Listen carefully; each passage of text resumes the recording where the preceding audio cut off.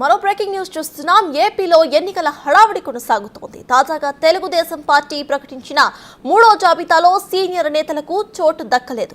ఆలపాటి రాజా, దేవినేని ఉమా, గంటా శ్రీనివాసరావు, బండారు సత్యనారాయణ, కళా వెంకట్రావులకు అవకాశం కల్పించలేదు. ఇప్పుడు ఈ సీనియర్స్ ఎలాంటి నిర్ణయం తీసుకుంటారు అనేది ఉత్కంఠ పెంచుతోంది.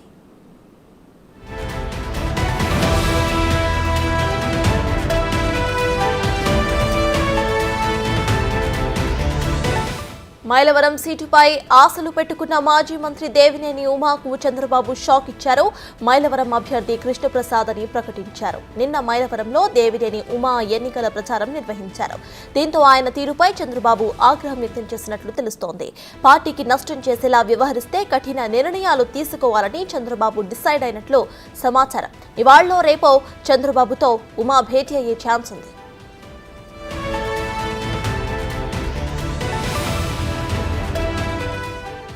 మరో సీనియర్ నేత గంటా శ్రీనివాసరావు భీమిలి టికెట్ ఆశించారు. అయితే చీపురుపల్లి నుంచి పోటీ చేయాలని ఆయన చంద్రబాబు సూచించారు. దీంతో చీపురుపల్లి నుంచి పోటీ చేసేందుకు గంటా సిద్ధమైనట్లు తెలుస్తోంది. మరోవైపు తెనాలి సీటు ఆశించి ఆలపాటి రాజా భంగపడ్డారు. నిన్న చంద్రబాబుతో భేటీ అయిన ఆలపాటి అధిష్టానం నిర్ణయమే ఫైనల్ అని ప్రకటించారు. ఆలపాటి భవిష్యత్తుపై చంద్రబాబు భరోసా ఇచ్చినట్లు తెలుస్తోంది.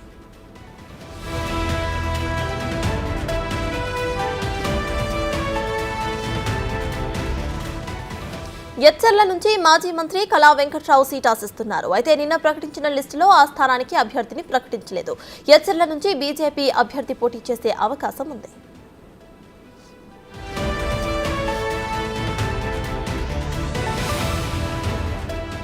శ్రీకాకుళం అభ్యర్థిగా గోవిందును అధిష్టానం ప్రకటించింది. అతని అభ్యర్థిత్వాన్ని గుండు లక్ష్మి వ్యతిరేకిస్తున్నారు. నిన్న ఆమె అభిమానులు టీడీపీ కరపత్రాలను ధ్వంసం చేశారు. దీంతో లక్ష్మిని బుజ్జగించేందుకు పార్టీ పెద్దలు రంగంలోకి దిగారు. అమరావతి రావాలని ఆమెకు అధిష్టానం పిలుపునిచ్చింది. చంద్రబాబును కలిసిన అనంతరం లక్ష్మి తన భవిష్యత్తు కార్యాచరణ ప్రకటించే ఛాన్స్ ఉంది.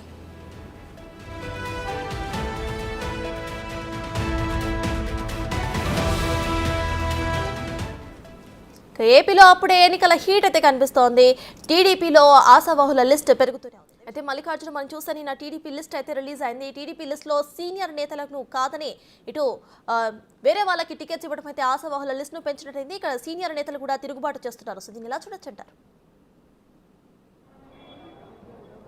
సతాజ్ ఇది సంబంధించి 3 జాబితాలను టీడీపీ ఇప్పటికే రిలీజ్ చేయడం జరిగింది. ఏదైతే 17 పార్లమెంటుకు టీడీపీ కూటమి తరఫున పోటీ చేస్తూ ఉంది, అలాగే అసెంబ్లీ నియోజకవర్గాలకు సంబంధించి 144 అసెంబ్లీ నియోజకవర్గాల్లో కూడా టీడీపీ పోటీ చేస్తూ ఉంది. ఈ సంబంధించి 3 జాబితాలను విడుదల చేసింది. ఇంకా 5 అసెంబ్లీ స్థానాలు, అలాగే 4 పార్లమెంట్ స్థానాలకు జాబితా అనేది విడుదల కావాల్సి ఉంది.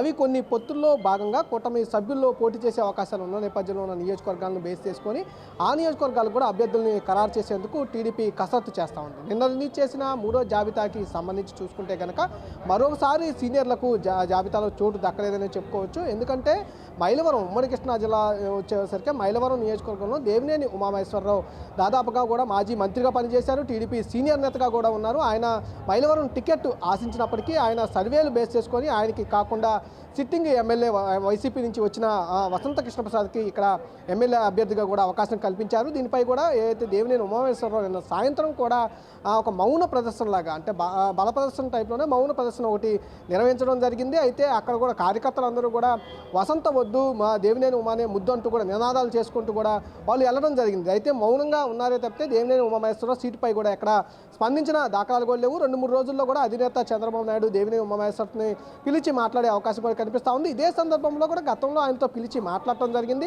వసంత కృష్ణప్రసాద్కు కంపల్సరీగా సపోర్ట్ చేయాలి, మైలవరం టికెట్ టీడీపీ కోటాలోకి రావాలంటూ కూడా అధినేత చంద్రబాబు నాయుడు కూడా ఇటు దేవినేని ఉమామహేశ్వరరావు కూడా సూచించడం జరిగింది. ఇదే సమయంలో ఆయనకి ఎమ్మెల్సీతో పాటు మంత్రి కూడా ఇస్తామంటూ కూడా హామీ కూడా దక్కడం జరిగింది. మరో సీనియర్ నేత గుంటూరు జిల్లాకి సంబంధించి తెనాలి నుంచి ఆలపాటి రాజా ఉంటా ఉన్నారు. ఆలపాటి తెనాలి నియోజకవర్గానికి వచ్చేవరకే ఆలపాటి రాజాకు జనసేన తరపు నుంచి తెనాలి నియోజకవర్గం అక్కడ కేటాయించడం జరిగింది.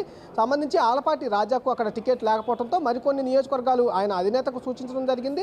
ఇటు గుంటూరు 2 విషయంలో కానీ, అలాగే పెద్దకూరపాడు ఆ జిల్లాలో ఉన్న పెద్దకూరపాడు నియోజకవర్గం, అలాగే కృష్ణా జిల్లాలో ఉన్న పెనమలూరు మూడిట్లో ఏది ఇచ్చినా కూడా నేను పోటీ చేయడానికి సిద్ధంగా ఉన్నట్టు కూడా ఆలపాటి రాజా వెల్లడించడం జరిగింది. 2వ లిస్టులో కానీ 3వ లిస్టులో కానీ ఎక్కడా కూడా అక్కడ ఆయన పేరు కూడా ప్రకటించకపోవడం కూడా చూసుకోవచ్చు. ఎందుకంటే ఈ 3 నియోజకవర్గాల్లో కూడా అభ్యర్థుల్ని చంద్రబాబు ప్రకటించడం జరిగింది. ఆయన నిన్న సాయంత్రం కూడా మీడియాతో మాట్లాడకుండా ఆత్మీయ సమావేశం నిర్వహించుకుంటాను, అక్కడ మాట్లాడతానంటూ కూడా ఆయన వెల్లడించడం జరిగింది. ఇదే సందర్భంలో అధినేత చంద్రబాబు నాయుడు పిలిచి మరి ఆలపాటి రాజాతో కూడా మాట్లాడడం జరిగింది. చంద్రబాబుతో మాట్లాడిన తర్వాత ఆలపాటి రాజా సంబంధించి ఆయన వెల్లడిస్తూ కూడా క్లియర్గా చంద్రబాబు ఏదైతే నిర్ణయం తీసుకుంటా ఉన్నారో దానికి మేము కట్టుబడి ఉంటామంటూ కూడా ఆలపాటి రాజా సంతృప్తి వ్యక్తం చేసి వెళ్ళటం కూడా జరిగింది. చంద్రబాబు సంబంధించి క్లియర్గా ఆయనకు ఒక హామీ కూడా ఇవ్వడం జరిగింది.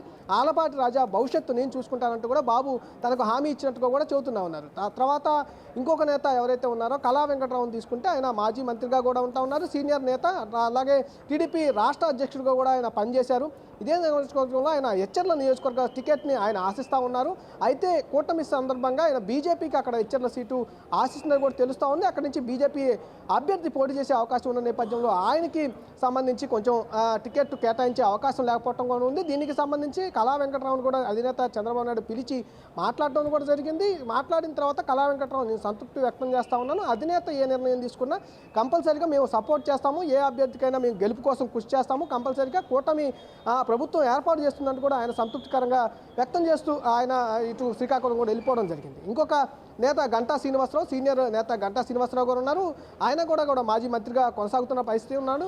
అంతేకాకుండా ఆయన భీమిలి నియోజకవర్గం నుంచి సీటు ఆశిస్తూ ఉన్నారు. కానీ భీమిలి నియోజకవర్గం సీటుకు సంబంధించి ఆయన అక్కడి నుంచి కాకుండా మీరు చీపురుపల్లి నియోజకవర్గం నుంచి పోటీ చేయాలని కూడా అధినేత గంటా శ్రీనివాసరావు కూడా సూచించడం జరిగింది. కొంత అసంతృప్తి మొదట్లో గంటా శ్రీనివాసరావు వ్యక్తం చేసినప్పటికీ అధినేత సూచన మేరకు చీపురుపల్లి నుంచి పోటీ చేసేందుకు కూడా గంటా శ్రీనివాసరావు సిద్ధమవుతున్నట్టు కూడా తెలుస్తూ ఉంది. మరో నేత బండారు సత్యనారాయణ, మాజీ మంత్రి, టీడీపీ సీనియర్ నేతగా కూడా ఆయన ఉంటా ఉన్నారు. ఆయన పెందుర్తి నియోజకవర్గానికి సంబంధించి ఆయన అక్కడి నుంచి సీటు ఆశిస్తున్న పరిస్థితి కూడా కనిపిస్తూ ఉంది. కూటమి తరపు నుంచి అది జనసేన కానీ జనసేన కానీ బీజేపీ కానీ పెందుర్తి నియోజకవర్గం నుంచి పోటీ చేసే అవకాశం కనిపిస్తూ ఉంది. అందుకని ఆయనకు కూడా కంపల్సరీగా సీటు దక్కే అవకాశం లేదు. 3వ జాబితాలో కూడా ఆయన పేరు రాలేదు కాబట్టి కంపల్సరీగా ఆయన సంబంధించిన ఏ నిర్ణయం తీసుకున్నా, చంద్రబాబుతో కూడా గతంలో ఆయన భేటీ అయిన సందర్భంలో చంద్రబాబు ఏ నిర్ణయం తీసుకున్నా మేము కంపల్సరీగా మద్దతు ఇస్తాము, సపోర్ట్ చేస్తాము, కూటమి ప్రభుత్వం ఏర్పాటు చేసిగా మేము కృషి చేస్తామంటూ కూడా ఈ 5 నేతలు కూడా ఒక విషయాన్ని చెబుతున్న పరిస్థితి కూడా కనిపిస్తూ ఉంది. మరికొంతమంది ఎమ్మెల్యేకి సంబంధించిన అక్కడ ఉన్న నియోజకవర్గాల్లో కొంతమంది ఆశావాహులకు సంబంధించి కొంత వ్యతిరేకత అయితే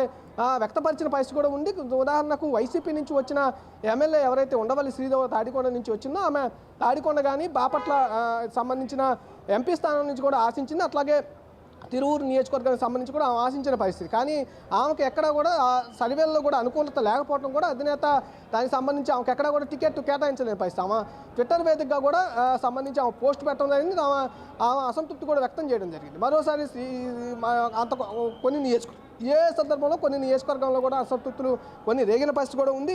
ఇదే సందర్భంలో కొన్ని శ్రీకాకుళం జిల్లాకు సంబంధించి అక్కడ ఒక అభ్యర్థిని కూడా సంబంధించి తనకు టికెట్ రాకపోవడంతో కూడా అక్కడ ఉన్న కరపత్రాలకు సంబంధించిన కూడా దగ్ధం చేసిన పరిస్థితి కూడా అక్కడ కనిపించింది. దాంతో కూడా మాట్లాడే అవకాశం అయితే కనిపిస్తూ ఉంది. అధినేత ఎక్కడికక్కడ నియోజకవర్గాలకు సంబంధించి అభ్యర్థులకు సంబంధించి సర్వేలు బేస్ చేసుకొని అలాగే ఎక్కువ శాతం ప్రాధాన్యత యువతకు ఎక్కువగా మేము ప్రాధాన్యత ఇస్తూ ఉన్నాం, కొత్త ముఖాలను తీసుకురాబోతా ఉన్నాం, వాళ్ళందరికీ సర్వేలు 1-2 సార్లు IVRS సర్వేలు నిర్వహించడం, అలాగే మరికొన్ని సర్వే సంస్థల ద్వారా అభ్యర్థుల యొక్క సర్వేలను చేయించడం, ఎవరైతే బలమైన అభ్యర్థి ఉంటా ఉన్నారో ఆ బలమైన అభ్యర్థినే మేము కూటమి తరఫున పోటీకి దింపేందుకు రంగం సిద్ధం చేస్తున్నామంటూ కూడా అధినేత 1-2 సార్లు చెబుతున్న పరిస్థితి కూడా కనిపిస్తా ఉంది. ఎగ్జాక్ట్లీ. అయితే దీని ప్రకారం మనం చూస్తే టికెట్స్ లో మార్పులు అయితే ఎక్కువగా ఉండే అవకాశాలు లేనంటే కనిపిస్తున్నాయి. కాబట్టి టికెట్స్ ఆశించే సీనియర్స్ ఎవరైతే ఉన్నారో వారు పార్టీ మారే అవకాశాలు ఎక్కువగా ఉన్నాయనుకోవచ్చా? అంటే ఉండకపోవచ్చు అని కూడా మనం చెప్పుకోవచ్చు. ఎందుకంటే ఎప్పటి నుంచో టీడీపీకి సంబంధించిన ఈ సీనియర్లు అందరూ కూడా టీడీపీకి అంటుపెట్టుకొని పనిచేస్తూ ఉన్నారు. ప్రభుత్వంలో ఉన్నప్పుడు కంపల్సరీగా మంత్రులుగా కూడా పనిచేసిన పరిస్థితి కూడా ఉన్నాయి. ఉదాహరణకి ఆలపాటి రాజా కానీ గతంలో మంత్రిగా పనిచేశారు. 2014 నుంచి 2019 వరకు గంటా శ్రీనివాసరావు కానీ అలాగే దేవినేని ఉమా కానీ మంత్రులుగా పనిచేశారు. బండారు సత్యనారాయణ గతంలో మంత్రిగా పనిచేశారు. 2014 నుంచి 19 వరకు కళా వెంకట్రావు కూడా మంత్రిగా పనిచేసిన దాఖలాలు ఉన్నాయి. కంపల్సరీగా చంద్రబాబు అధినేత వచ్చిన అందరికీ కూడా ఒకే విషయాన్ని చెబుతున్న పరిస్థితి కనిపిస్తూ ఉంది. కూటమిలో భాగంగా కంపల్సరీగా కొన్ని నియోజకవర్గాలు మనం త్యాగం చేయాల్సిన పరిస్థితి ఏర్పడింది. అందరూ అర్థం చేసుకుంటారని నేను అనుకుంటా ఉన్నాను. ప్రభుత్వం ఏర్పాటైన తర్వాత తగిన ప్రాధాన్యత అనేది కంపల్సరీగా ఉంటుంది. అదేవిధంగా కొత్త మొక్కలను కూడా తీసుకొస్తా ఉన్నాము. సర్వేలను బేస్ చేసుకొని ఎక్కడైతే అభ్యర్థి బలమైన అభ్యర్థి ఎవరైతే ఉంటారో వాళ్ళకి టికెట్ ఇచ్చేందుకు మేము కృషి చేస్తా ఉన్నాం. మీరు అందరూ కంపల్సరీగా కలిసికట్టుగా పనిచేయాలి, కూటమి ప్రభుత్వాన్ని ఏర్పాటు చేయాలనే విషయాల్ని క్లియర్గా వచ్చిన ఎవరైతే అసంతృప్తి వ్యక్తం చేస్తున్న నేతలు ఎవరైతే ఉన్నారో ఆ నేతలందరికీ కూడా చంద్రబాబు చెబుతున్న పరిస్థితి కనిపిస్తూ ఉంది. ఇదే సమయంలో కొన్ని హామీలు కూడా ఆయన ఇస్తున్న పరిస్థితి కూడా కనిపిస్తూ ఉంది. పార్టీలో తగిన గుర్తింపుతో పాటు ప్రభుత్వంలో కూడా తగిన గుర్తింపు ఇస్తామంటూ కూడా వాళ్ళకి చెబుతున్న పరిస్థితి కనిపిస్తుంది. మరి కొంతమందికి ఎమ్మెల్సీలు ఇస్తామంటూ కూడా హామీలు కూడా లభిస్తున్న పరిస్థితి కూడా కనిపిస్తూ ఉంది. కంపల్సరీగా సీనియర్లు అయితే పార్టీని అంటిపెట్టుకొని పార్టీ గెలుపు కోసం కృషి చేసే పరిస్థితి అయితే కనిపిస్తూ ఉంది. అందరూ కూడా ఇటు సీనియర్లు ఈ 5గురితో పాటు మరి కొంతమందికి మొదటి 2 లిస్టుల్లో కూడా కొంతమందికి టికెట్ దక్కలేదు, కానీ 3వ లిస్టులో కొంతమంది సీనియర్లకు కూడా దక్కిన పరిస్థితి. ఇంకొక నియోజకవర్గానికి సంబంధించి పొత్తులో భాగంగా కొన్ని నియోజకవర్గాలు వెళ్ళిపోవడంలో భాగంగా వాళ్ళు అర్థం చేసుకునే విధంగా బుజ్జగించే పని అధినేత చంద్రబాబు నాయుడు తీసుకున్న పరిస్థితి కూడా కనిపిస్తూ ఉంది. ఇప్పుడు 3వ లిస్టుకు సంబంధించి రాత్రి ఇటు ఆలపాటి రాజ్యతో కూడా చంద్రబాబు స్వయంగా మాట్లాడటం కూడా జరిగింది. కొంతమంది నేతలు ఎవరైతే ఉన్నారో వాళ్ళందరినీ ఇవాళ రేపట్లో 2-3 రోజుల్లో కూడా పిలిచి మాట్లాడి బుజ్జగించే పరిస్థితి అయితే కనిపిస్తూ ఉంది. Right, thank you Mallikarjun.